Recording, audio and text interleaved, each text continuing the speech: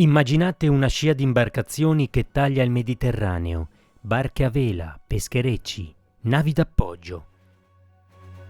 A bordo volontari, medici, giornalisti, lavoratori dei porti e artisti. È la Global Summit Flotilla, un convoglio civile che tenta di raggiungere Gaza con aiuti umanitari e un messaggio racchiuso in una parola araba potente. Sumud, tenacia, fermezza. La resistenza non violenta di chi decide di restare umano anche nella tempesta. Negli ultimi giorni la flotilla è salpata da vari porti del Mediterraneo, Barcellona, Genova e altri scali, per convergere verso Tunisi e da lì puntare a Gaza.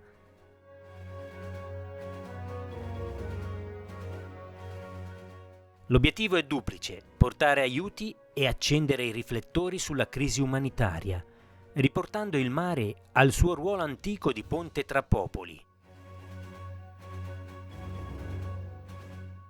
Ma chi c'è a bordo? Una composizione eterogenea: attivisti per i diritti umani, operatori sanitari, docenti, sindacalisti e volti della cultura internazionale. Diversi professionisti stanno documentando la rotta affinché ciò che avviene in mare non resti invisibile. La forza della missione è qui, nella pluralità delle competenze e nel linguaggio condiviso della non violenza. Ma ogni miglio percorso è negoziato con le regole del mare, con le pressioni diplomatiche, con le finestre meteo che cambiano all'improvviso, con le prerogative militari e le diverse letture del diritto internazionale. Le rotte possono deviare, i piani vanno adattati. È in questo continuo ricalcolo che Sumu diventa gesto quotidiano, restare su una rotta quando tutto spinge a tornare indietro. Per comprendere la posta in gioco serve uno sguardo storico.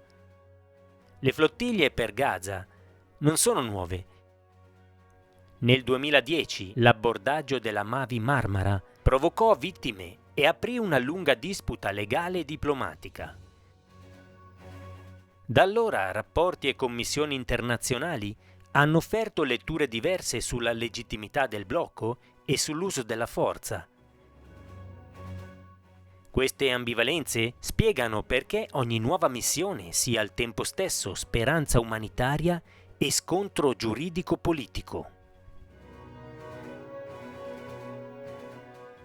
Oggi l'elemento nuovo è la scala e la rete, decine di imbarcazioni coordinate, un intreccio di associazioni e movimenti che hanno unito logistica, comunicazione e supporto legale. La flotilla vive anche nei media e nelle arti, canzoni, eventi, campagne che rilanciano parole come Sumud e Lan-Naral, non ce ne andremo, per raccontare la resistenza civile. E mentre i porti osservano, alcune realtà del lavoro marittimo valutano forme di solidarietà simbolica per proteggere i civili in mare e il diritto all'aiuto umanitario.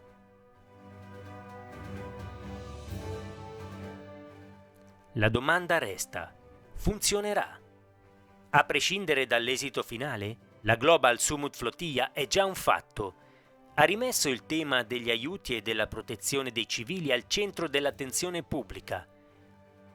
Ha costretto governi, opinione pubblica e media a interrogarsi su responsabilità, limiti e possibilità. Il mare, oggi, è anche un palcoscenico dove si misura la distanza tra i principi proclamati e vite da salvare. Culture and Education appoggia moralmente la Global Summit Flotilla e tutte le iniziative non violente per la pace, per il dialogo e per la giustizia. Noi continueremo a seguire la rotta con spirito critico, fonti verificate e rispetto per tutte le persone coinvolte.